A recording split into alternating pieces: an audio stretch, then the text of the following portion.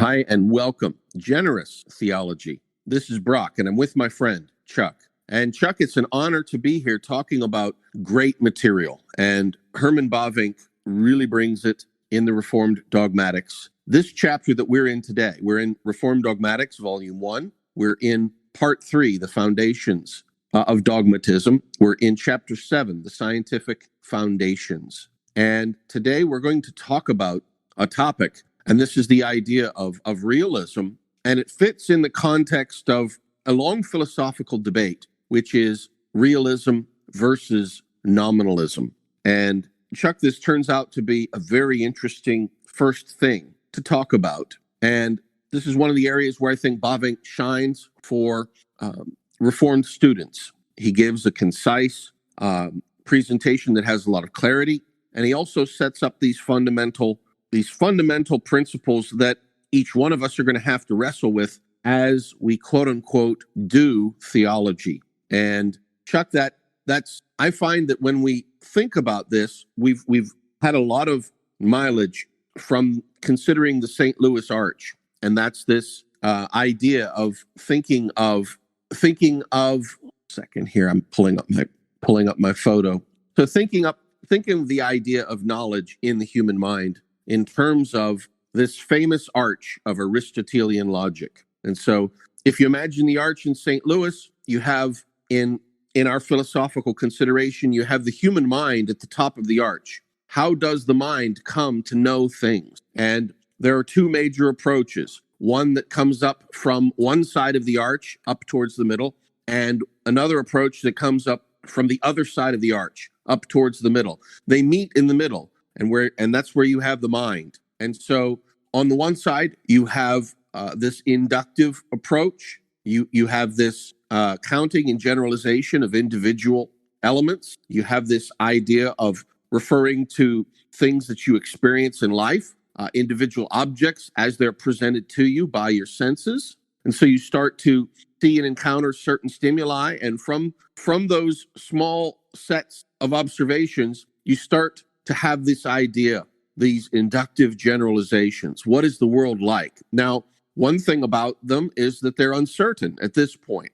When you start up the empirical side of the Aristotelian arch, you're always plagued, so to speak, with this problem of induction. How many events or individuals of a kind justifies a generalization? And then at the exact same time, you have knowledge coming to your mind from an entirely different direction, the other side of the arch, as it were.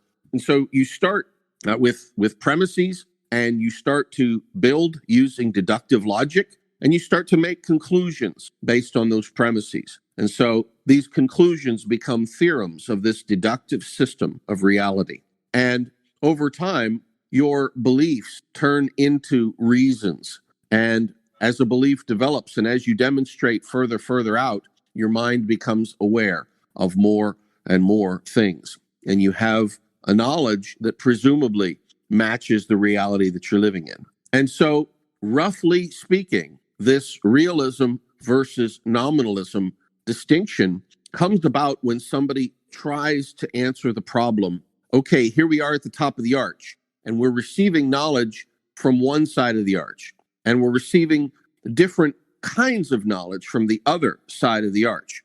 Which one is real? And if we decide that both of them are real, well, then which one has priority? Are we living in a world of experience in which concrete, particular things are the ultimate reality? Or are we living in a world that is beyond that fundamentally? So, of course, we might experience things, but the things we experience are in some way subservient to the actual underlying reality that they reflect, the principles that govern them. And so, Chuck, in general, realists will tend to come down on one side, but while nominalists will tend to come down on another side. Now, we could start with a binary and look at that, but the truth is, Chuck, is that it's very difficult to imagine the St. Louis Arch standing without both arches interacting to at least some degree.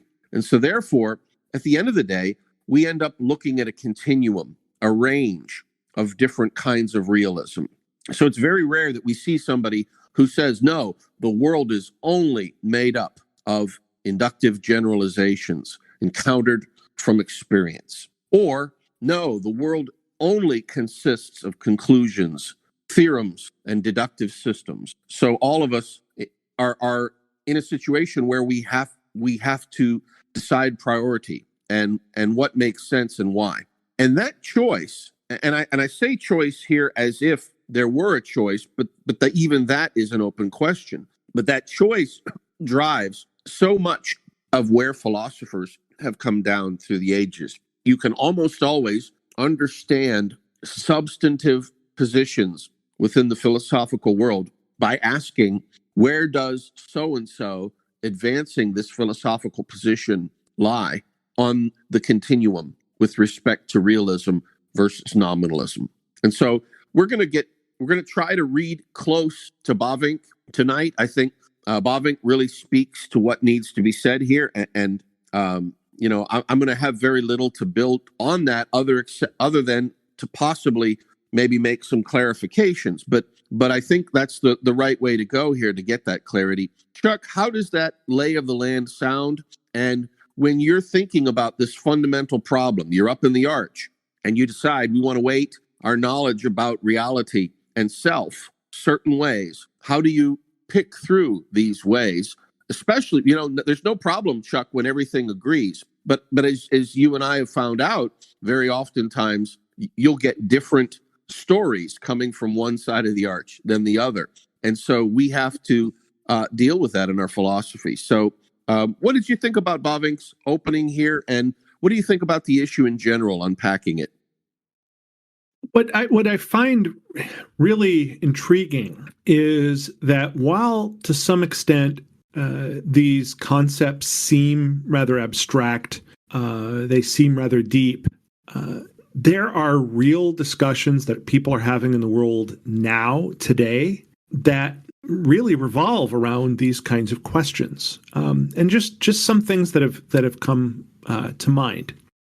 So, as you are well aware, there's been a lot of discussion, first in the science fiction community, but the science fiction community often just seems to be a few steps ahead of everybody else, about this idea that in the end we will not die, because we'll sort of be able to upload ourselves into some sort of computer, and this whole idea of virtual reality, this whole idea of preserving ourselves.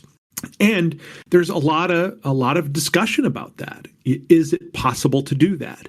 And if it is possible, what is it that is being preserved? Is it really the person? Or, once sort of the ideas and the intellect get separated from the physical body, is what you end up having something very different.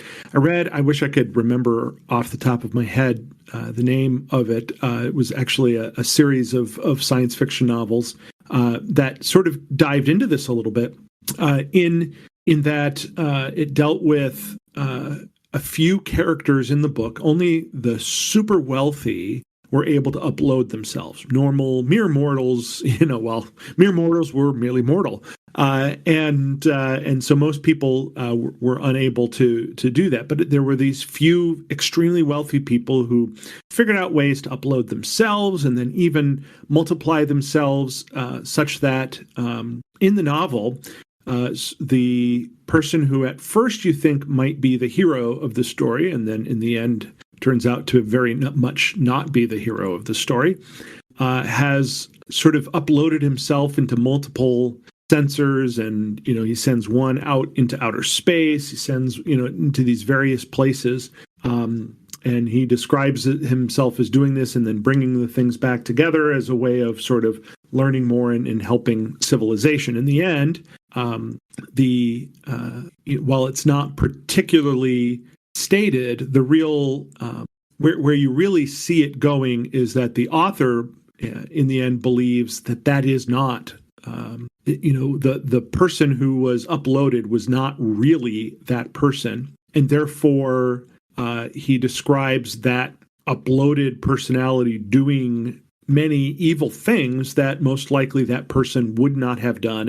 And so people who are related to that person or knew the person in life, did not expect to have happened, did not expect that person to take the steps they did because it seemed outside of them. Well, I think the point that was being made is that whatever it was that was being uploaded, this was not that person. And sort of taking more of a realist view of the world, which is interesting because I think in science fiction, the tendency in the past has been more the other way, to sort of think about all the potential possibilities, and virtual reality could be real, and we could upload ourselves into these various computer uploads or these neural networks that exist through the stars and through the universe.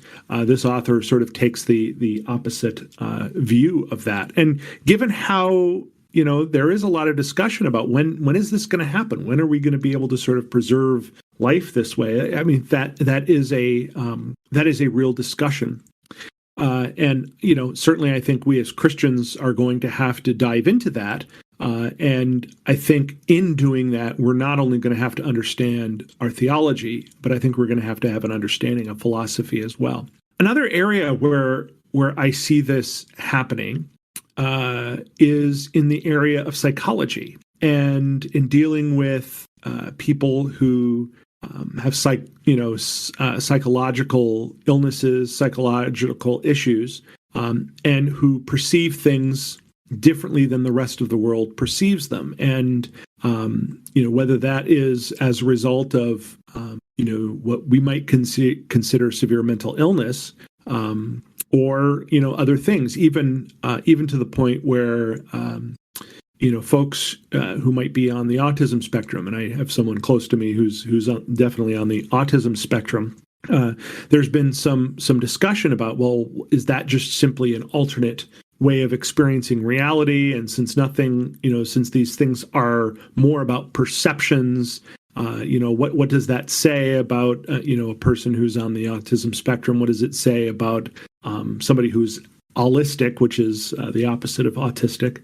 Those kinds of things. And so then how do we deal with people who may, whether it's people who are on the autism spectrum, many of whom would say that they're not disabled at all.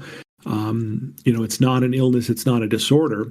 But then how do you deal with people who are perhaps have other issues, schizophrenia or paranoia, those kinds of things that most people would say are psychological illnesses, disorders?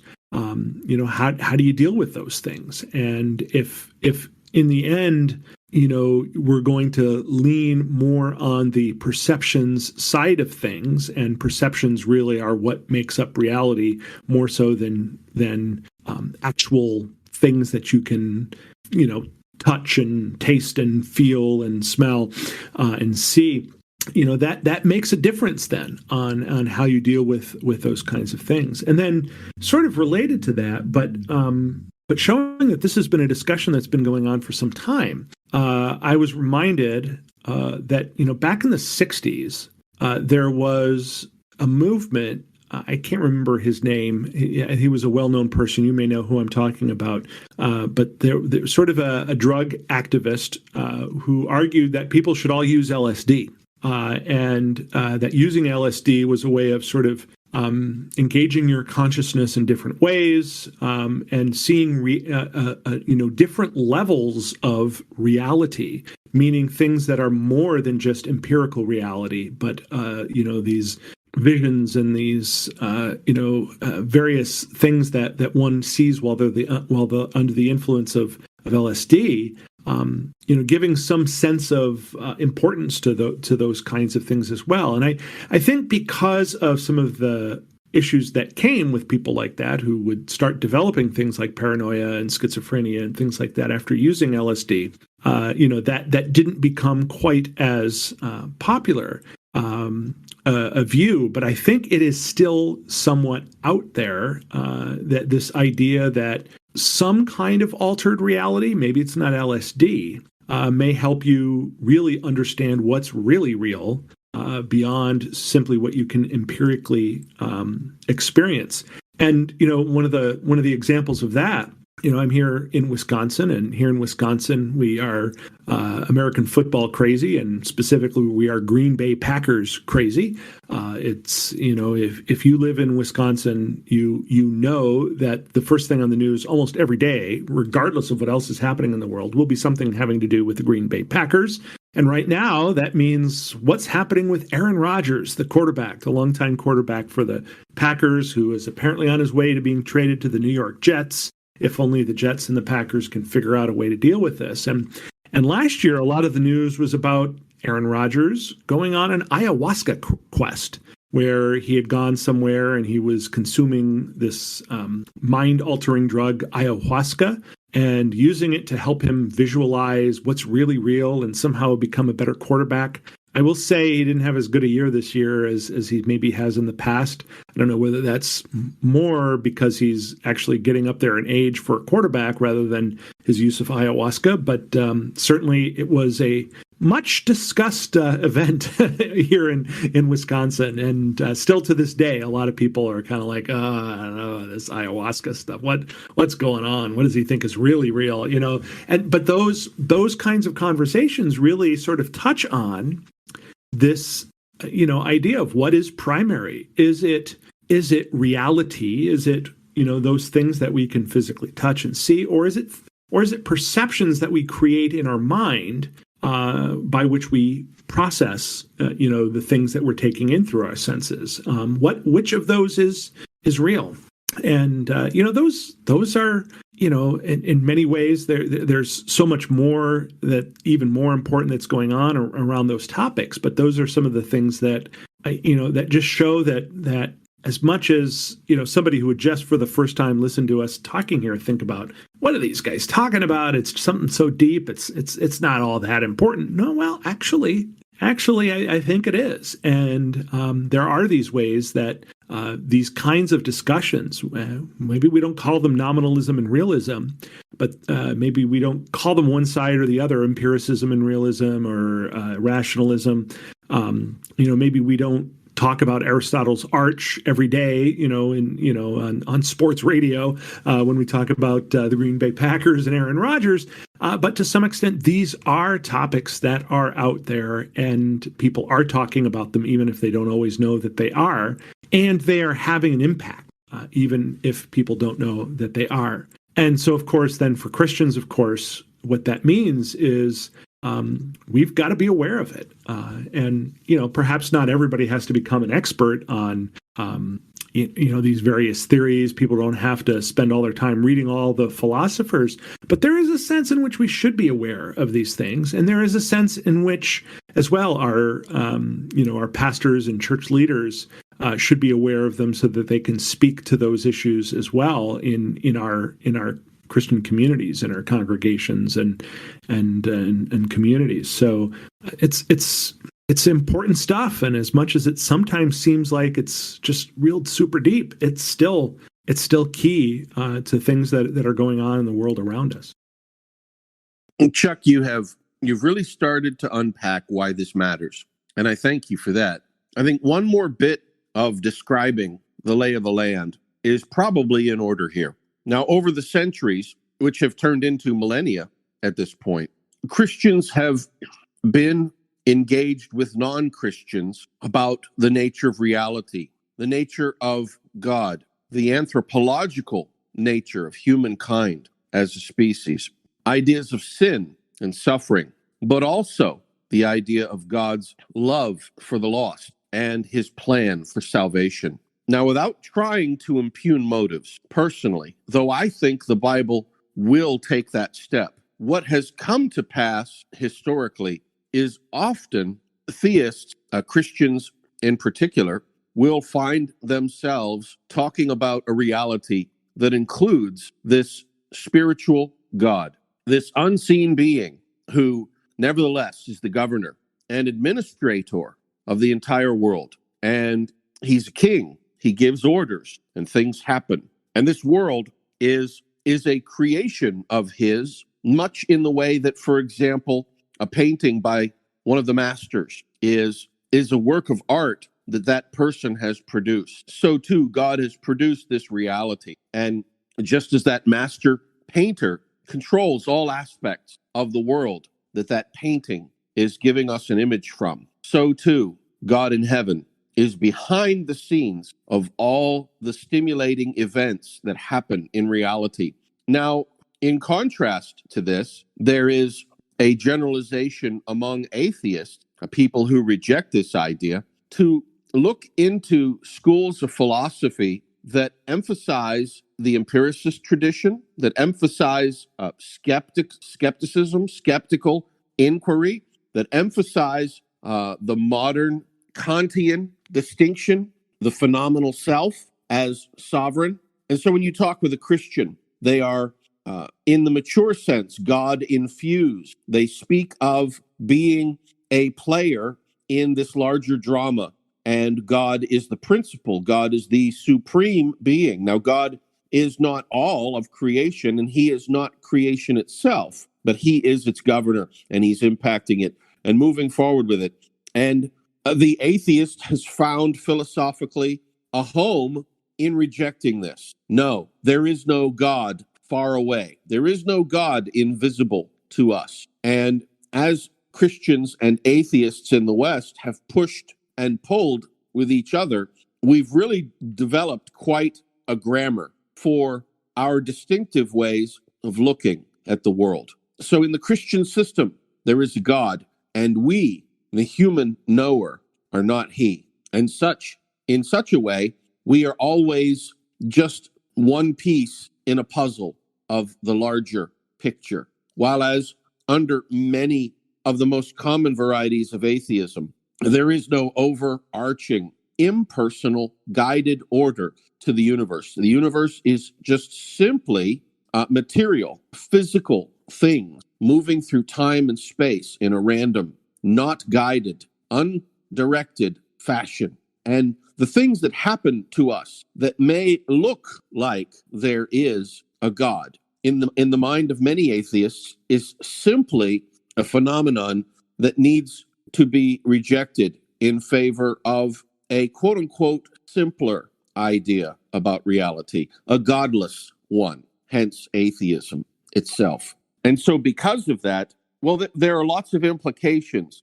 Chuck, one of the most interesting things to me is this idea that in striving for primacy, in other words, which is more real, the empirical approach that culminates in skepticism and in some sense denies things outside of self, or the rationalistic approach, which presupposes a foundation which includes God as the supreme being. And so when we're talking with each other and we're interacting, so many Christians, myself included, spend all of this time exploring the Christian mind space. Oh, I'm gonna pick these flowers of philosophical argumentation from the Christian mind space. And when I see my atheist friend tomorrow, I'm going to offer him these beautiful flowers. Surely that will convince him that there is a God. And what I think few of us Christian apologists realize is that when we speak with our atheist friends, in some fashion, by our own system of thought, we're trying to convey this understanding of reality that is antithetical. And I mean this in a moral sense. It's not merely that it's a question of science or data or finding the right approach or finding the right narrative. But in fact, atheism is in large degree a rejection. If I come with a method and this method shows and demonstrates the existence of God, if my friend I'm talking with as a first principle rejects this, then the method may be an attractive method, but ultimately it faces that it won't overcome the moral objection the atheist has to the God it proves. I think, for example, here of Gottfried Leibniz's argument from contingency. It's a powerful philosophical argument that seeks to demonstrate outside of the Bible, outside of Christian dogma or even religious dogma, in a quote-unquote neutral fashion, using neutral quote-unquote philosophy it seeks to demonstrate the existence of God. And what has surprised me is not that my atheist friends consider it and then disprove it. It's that there is just a rejection of it. Like playing a basketball game, a game of one-on-one with the referee. I talk with my atheist friends. Hey, here's this. You didn't want the Bible, so I've brought you this beautiful philosophical argument from Leibniz. And it's an argument for the existence of God from contingency and the nature of contingency and necessity. Present the argument. And at the end of that, okay, here's your proof. Crickets, silence, a pause. The pause gets awkward. Well, what? Well, what? Well, I've proved God. Well, I'm not ready to accept that, or I just don't think you have. And Chuck, to be fair, I think our atheist friends could make an argument that we Christians might be doing the same thing. In other words, rather than wanting to live in the reality that is, they might argue, we just want to live in our world of fantasy, picking these fantasy flowers to give to them. And so we really come up against a difficult situation. Everything we do to try to justify knowledge and to minimize the necessity of dogma, no matter how we do it, at the end of the day, Bavinck has already noted, there's no such thing as a presuppositionless knowledge about reality. In other words, we are all standing on the foundation of unproved, non-demonstrated ideas about reality, and then we as humans interpret that understanding based on those dogmatic positions. So, Chuck, that was a really long philosophical way of saying what the Bible says in a very short phrase, and that is humankind is lost. There is an alienation between the creator and the creature here. And so, thinking philosophically, trying to overcome this, we run into this brick wall, as it were. And as wonderful and as profitable as it is to consider rationalism versus empiricism, realism versus nominalism, at the end of the day, Chuck, are we living in different realities? What are the implications of that in your thinking when you examine just the idea or the possibility of people talking with people about these ideas? Well, for me, the most important piece, I think, of all of that really comes down to what you said there at the end, which is Bavinck's statement that there really is no such thing as presuppositionless argumentation or presuppositionless dogma. To exist in the world requires us to make certain presuppositions. It requires us to accept certain things on faith. Now, folks who are anti-religious won't appreciate the use of that language of faith on faith. There is, I think, very much in Western culture and here in the United States, a real attempt to sort of separate sort of religious language from everyday language, such that we would only use faith for religion and not for the rest of life. Something that I think we as Reformed Christians understand you can't divide.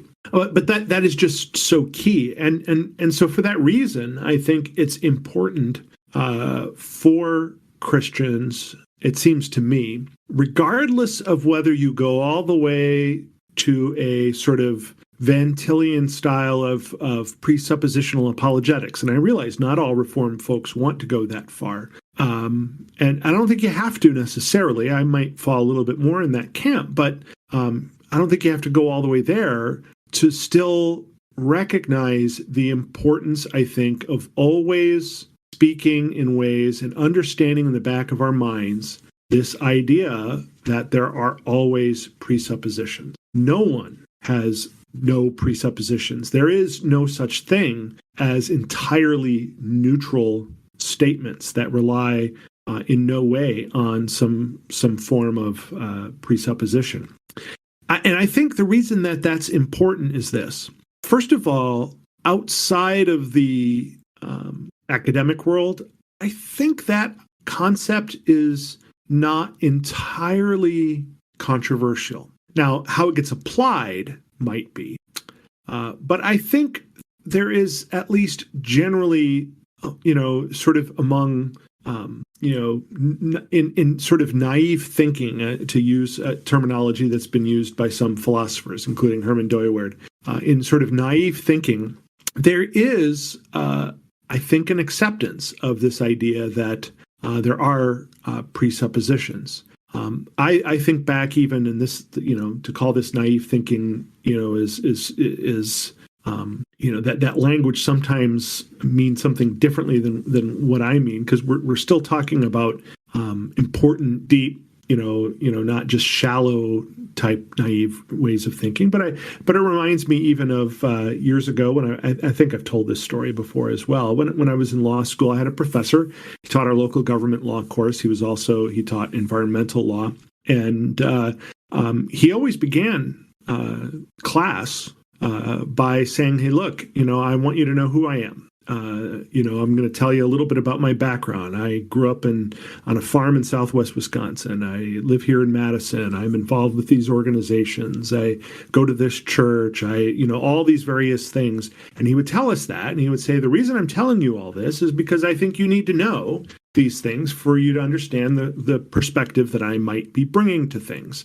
And to some extent, what he was doing was saying, "Hey, look, you might have a different perspective, so you might think differently than me." And to some extent, I think what he was trying to do was give students in the class who might have had a different perspective, who might have come from different backgrounds, the permission to sort of speak from those backgrounds without, there being an assumption that, his particular way of thinking, because he's the professor, is the most appropriate or whatever. He's trying to open it up, so that people can sort of think more broadly and be willing to engage. And, I think for the most part, folks in the class appreciated that, right? The people who, sort of, came close to his perspective on things, they'd be like, "Well, now I know why he is, and I can see the connections that we have." People who had very different backgrounds might be able to say, "Oh yeah, I understand why, me, an urban Milwaukee, grew up in the inner city. I might have a little bit of a different perspective on this particular local government issue than, somebody who grew up on a dairy farm in the driftless region of Southwest Wisconsin, which is all very small farms, and still today, the corporate farming hasn't made it to that area because of the geography. So, I can understand that. And then even people who, might want to sort of think about law as being, one particular perspective as being more appropriate than another, would still, none of those folks were out there saying, "Wow, he shouldn't have said this information. He shouldn't be talking about his perspective." They would all agree that even if they think there's really sort of more, one general direction in which we ought to think about law, one particular perspective that is more correct, there's still a sense in which most people will say, "Yeah, but our own perspectives sort of, can measure how we approach that issue, and can measure, and can impact how we might talk about an issue, and those kinds of things." So that's a generally accepted idea. Now, making that even more generally accepted, I think, then gives us the opportunity and continuing to speak in that language of presuppositions and bringing it into something beyond merely you have a perspective, I have a perspective, we're different people, we come from different ways of thinking, let's all, kumbaya together and think about things, a little, from this various diversity of perspectives. I think what we can do is we can build on that to talk about why then there may be some real conflicts in worldviews, and why it may be that for some folks it is just impossible, to come to a sort of a 100% agreement. I think, and when it comes to speaking sort of in the legal sector, for example, I think this is something that's really important when it comes to religious rights.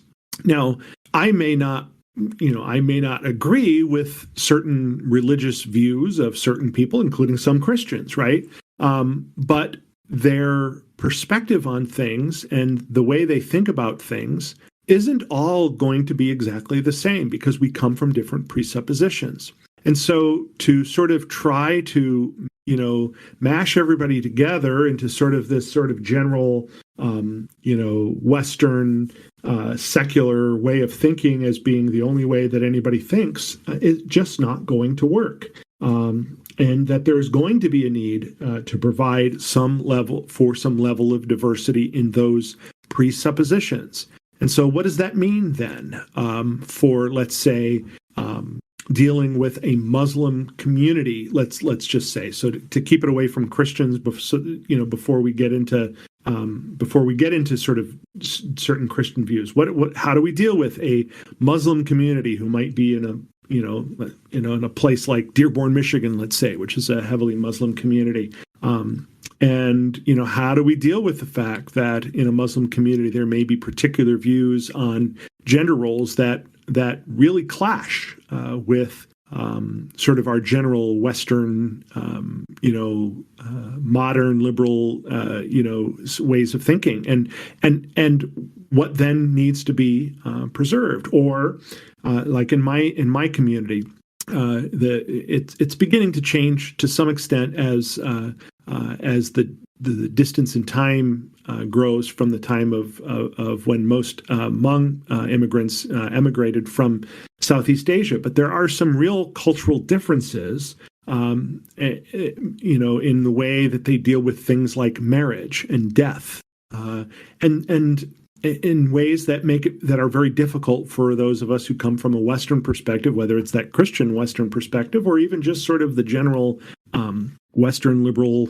way of thinking, the Geisteswissenschaft, and I think I said that right. I like how you use that word all the time. I'm trying to copy you in using that. But people who think in that way don't always understand the Hmong culture, and so, but how do we deal with that? How do we deal with those differences? And now let's bring that to Christianity as well. And let's bring that to discussions that we may be having about, just things like, who is the creator, and what does it mean that God is the creator of all? What does it mean for certain, Christian views, whether they're views of a majority of Christians or whether they're the view of a minority of Christians that may be different than sort of the general view and thing outside, to use another term that you use a lot, outside sort of the Overton window of sort of general everyday speaking. Is there a space for accepting that there are going to be people who have presuppositions outside that Overton window that need to be protected, that have some religious rights that need to be protected? These are important questions. And they're important whether they're about us, because there are certain things that I think for many Christians that, at times may be approaching sort of the certain Christian views may be approaching the edge of what is acceptable in sort of the general way of thinking today, or whether it's people, not Christians, but others whose views that we protect, whose religious rights we protect, even if we disagree with them, because we know that there is some value in protecting others, because in doing so, we not only protect others, but we sort of protect a place for a diversity of views that might at some point include us. So these are important issues to be dealing with. So I'm glad that you sort of drew that out in your discussion here. This leads us to a really interesting situation. For if there really is this moral animus, this moral hatred, for lack of a better word, then in what way could a person become a believer? And that is a very interesting topic. And I was thinking about this. I was reading in Romans chapter 10, and it talks about God having an important purpose in his plan of salvation for humans to know, to have knowledge about reality, not just about reality in general, but about him.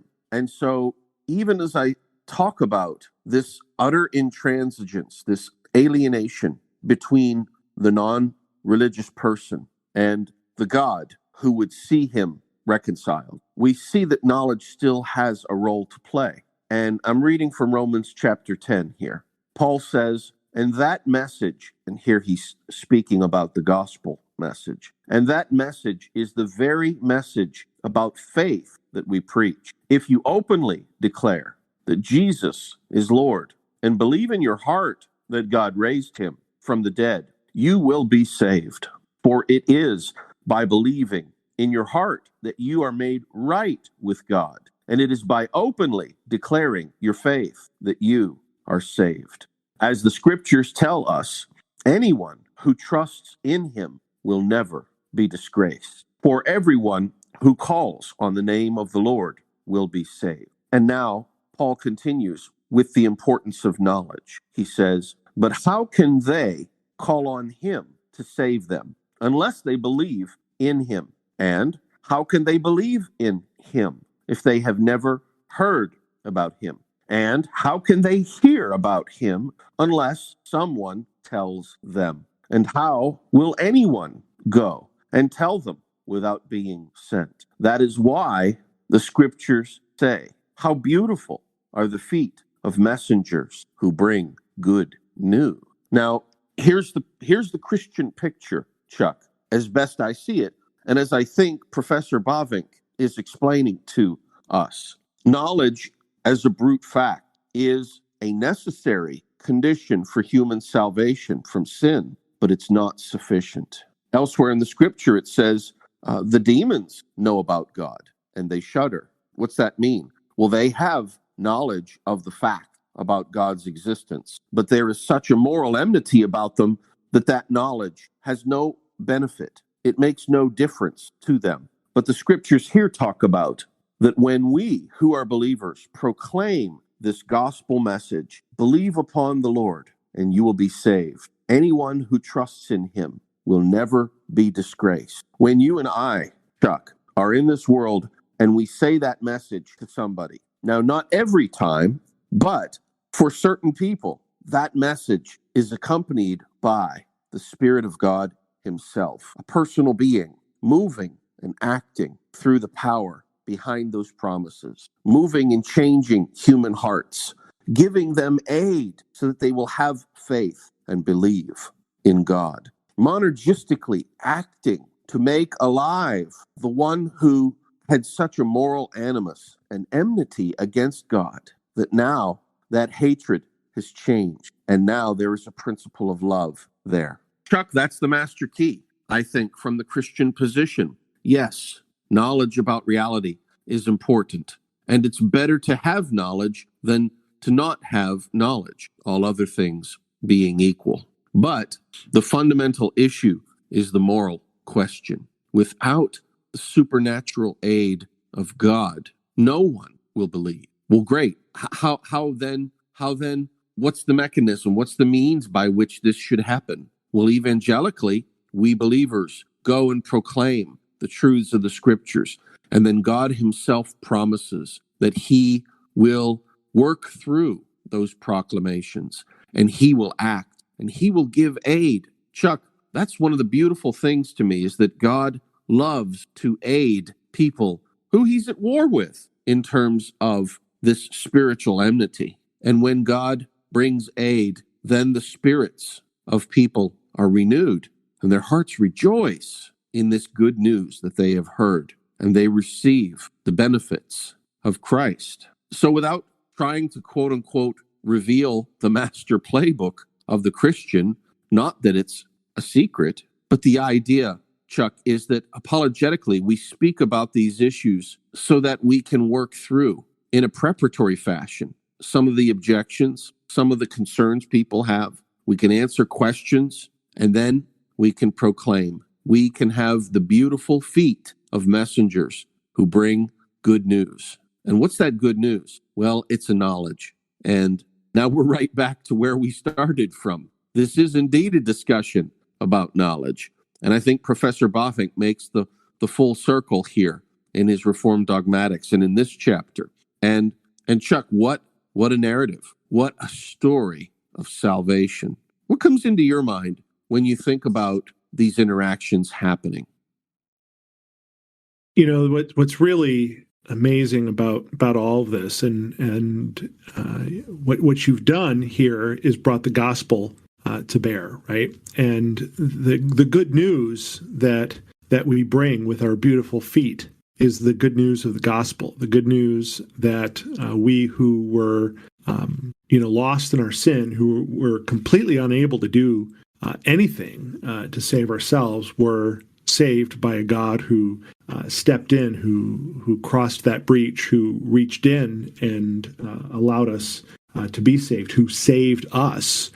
Yesterday was Easter, and we celebrated that yesterday. That sacrifice that Christ made on the cross, but then his victory over death as well. And if we end up believing that somehow we can on our own gain knowledge, well, then what use is there for good news? Good news isn't really all that good because, well, we could have done this ourselves.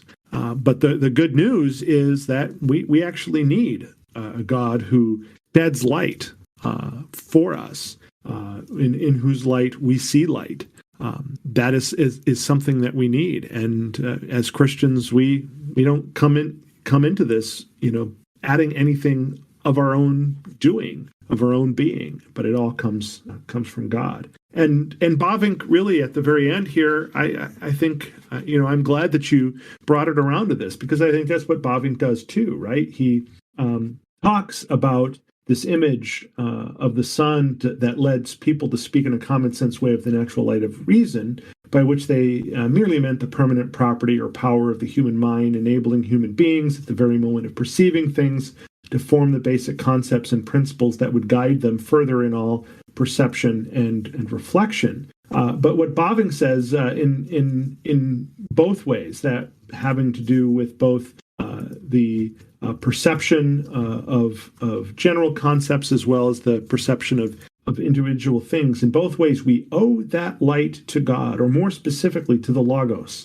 It is he who causes this light to arise in us and constantly maintains it. It's he who does this. We don't do this anything on our own. And so when the truth discloses itself to our mind by the rays of that light, we owe it to God and not to human beings who are merely the instrument. And then he goes on to say later, as he sort of deals with some of these issues, he said, we need eyes in order to see. If our eyes were not filled with sunshine, how could we see the light? He's quoting Thomas Aquinas there.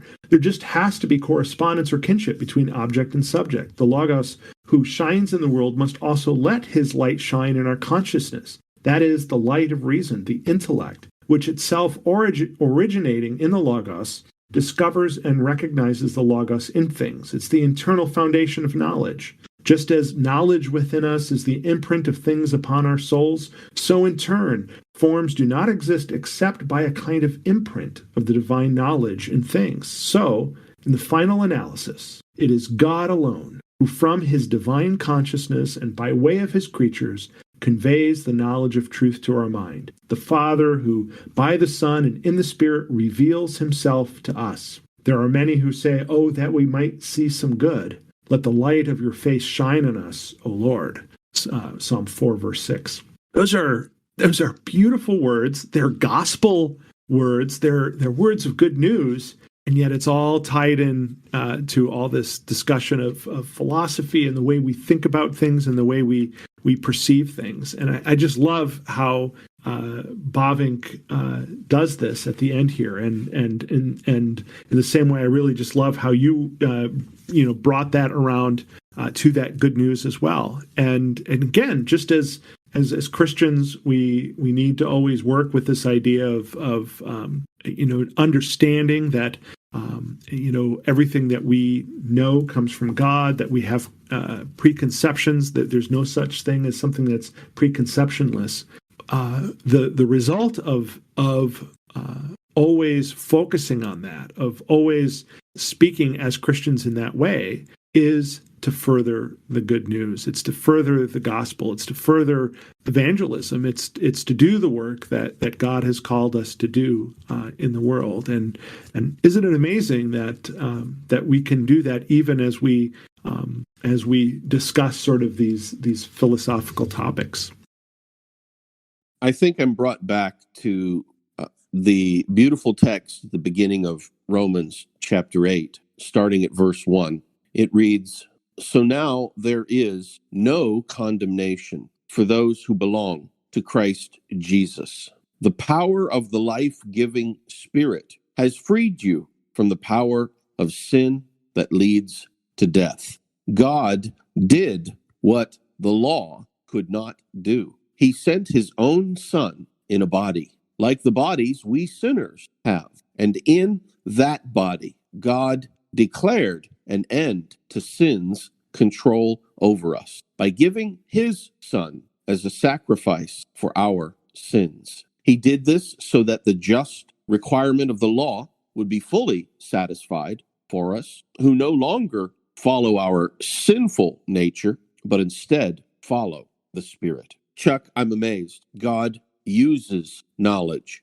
It plays a role in his plan of salvation. Chuck, you can't make pancakes without having the right ingredients. So also, in the way God has worked it, you can't have salvation without humans being enlightened in their knowledge about these good things. And yet,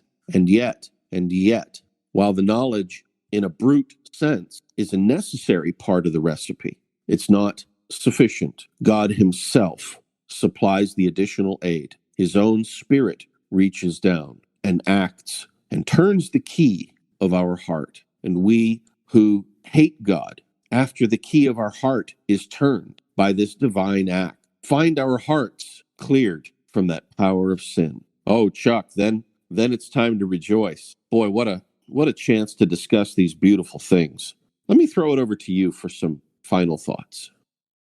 I don't know how much more I can add to that, but other than just to say, praise God, from whom all blessings flow. It's great to be brought back to the truth of the good news, even as we're studying philosophy, and it's wonderful to always be brought back to that, and so I appreciate that we did that here, and we did that through the guidance of a theologian like Herman Bavinck.